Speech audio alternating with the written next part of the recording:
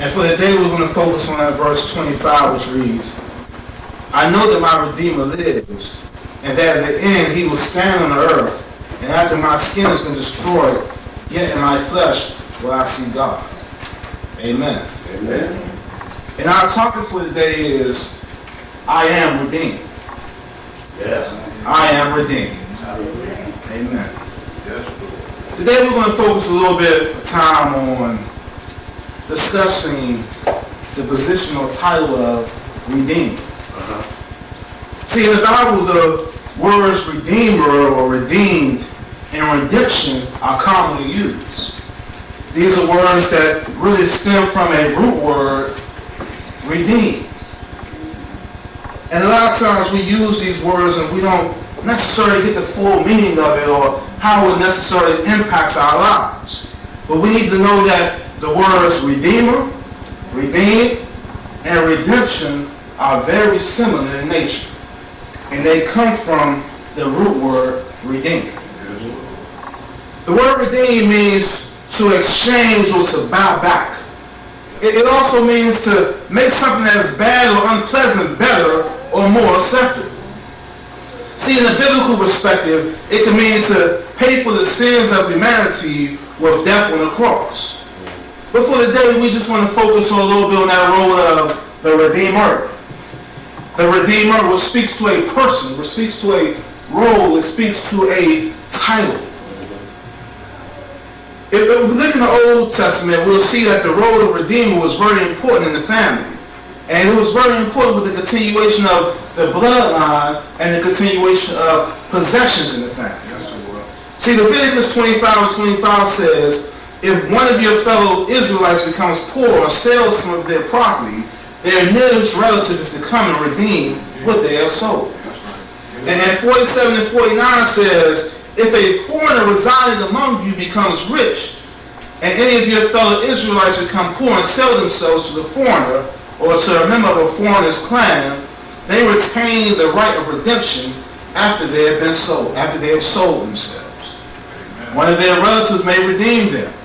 An uncle or a cousin or a blood relative in their clan may redeem them. Or if they prosper, they may redeem themselves. See, the role of the Redeemer in these passages speaks to a relative having the responsibility of purchasing back their relative's land or a family member that has been sold into servitude. Let's get this, church. I don't want to miss this today. And at this time, it was very important. This concept was very important to the work that God was going to do. See, it was common at this time for someone to get into a bind or to have a debt and to go forth and sell their land off. That's right. Sometimes we see it today that when people get into binds or debts, you know, the thing that they have of a monetary value is their home or the land that they live off of.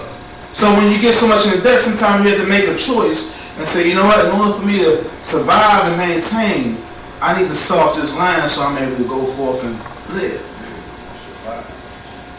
It was also common for a person to enter into what we call servitude to save themselves or to save their family from starving. So if you didn't have land, if you didn't have any possessions, you can go forth and sell yourself for a certain period of time. You can put yourself into servitude or a form of slavery where you work for a person to pay off the debt that you owe. See, if you couldn't pay back a debt with money, then you had to pay it with your possessions, whether it was jewels, land, or yourself. But see, here's the tricky part.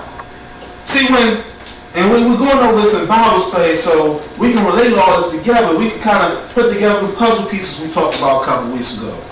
See, when the Israelites entered Canaan or the Promised Land, God set aside certain parts of land for certain tribes in the clan. We remember that, right? Yeah. That based on certain clans, the size, God said, this part over here to the east is yours. Mm-hmm. This part over here to the south is yours. These are the certain parts I'm outlining for you. And it was expected that that land would stay with that family. So it wasn't no this is not suitable for me right here, so I'm going to trade with you and move over. No, God expected that whatever he gave to them stayed with that family. So if for some reason that land changed hands, if for some reason you need to sell that land and you could at the time, it was expected that you would purchase it back. Or that your next of kin would step in and purchase back that land for you. See, God even put in a system, a time system, and I'm not going to get too much into it. It was a time of Jubilee, where when it hit a certain year, the possessions went back to the original owner. God made sure that the land stayed with the intended clan and tribe who he gave it to. And this is very important, church. See, in this same concept came to place as if when you sold yourself or you were taken into servitude. Either you work to pay off your debt or a relative will step in and pay it off for you, therefore redeeming you, claiming you back. We a little sleepy today, church? No. We're not getting no amens or nothing. You got it. Amen. Now this was important. See this, I'm going to slow down a little. Maybe I'm moving too fast. This process of redeeming a person back was very important because God was establishing things at this time. He was establishing the land. He was establishing how his people will go forth. He was establishing a place for them.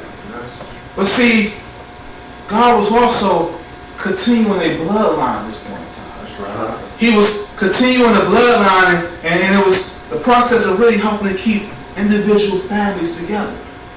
That bloodline is important, church. We'll get into that a little bit more in a moment, but God was making sure that his people had a place that he put aside for them, and that their bloodline continued on, so them people wouldn't just die off. Yeah. They wouldn't become what we call today blended, but they would be a nation, a strong nation of these people who would continue to grow. Let's take it back for a moment. Years prior to this, God told Abraham that your people will be as numerous as the stars in the sky. God is making sure it's taking place. By making sure they don't get there and merge into all these different nations and then they become blended. They go through and they adopt this other religion and they come through and foreigners come in and buy up all your land and then all of a sudden you don't have possession of that place no more. God was putting a system to make sure that his nation remained strong. Amen. Amen. Now let's get this part. There was and all this will link together. I wish we had notepads in here so we could just take a note to keep it there, but we're going to make it work. Let's get this. There was another side to the concept of redeeming. In Deuteronomy 25, 5 through 10, it reads, if brothers are living together and one of them dies without a son, his widow must not marry outside the family. Her husband's brother should take her and marry her and fulfill the duty of a brother-in-law to her. The first son she bears should carry on the name of the dead brother so that his name will not be blotted out from Israel. Amen. However, if a man does not want to marry his brother's wife, she should go to the elders of the town's gate and say, my husband's brother refused to carry on his brother's name in Israel. He will not fulfill the duty of brother-in-law to me. Then the elders of the town should summon him and talk to him. If he persists in saying, I do not want to marry her, his brother's wife should go up to him in the presence of the elders, take off one of his sandals, spit in his face, and say, this is what is done to the man who will not build up his brother's family's line. That man's line should be known in Israel as the family of the unsandaled. Family of the unsandaled. I'm going to take this back for a second. Right. And this is harsh, right? That's pretty harsh. Yeah. You say, I don't want to do this, and somebody will walk up and spit in your face and take your sandal off your foot.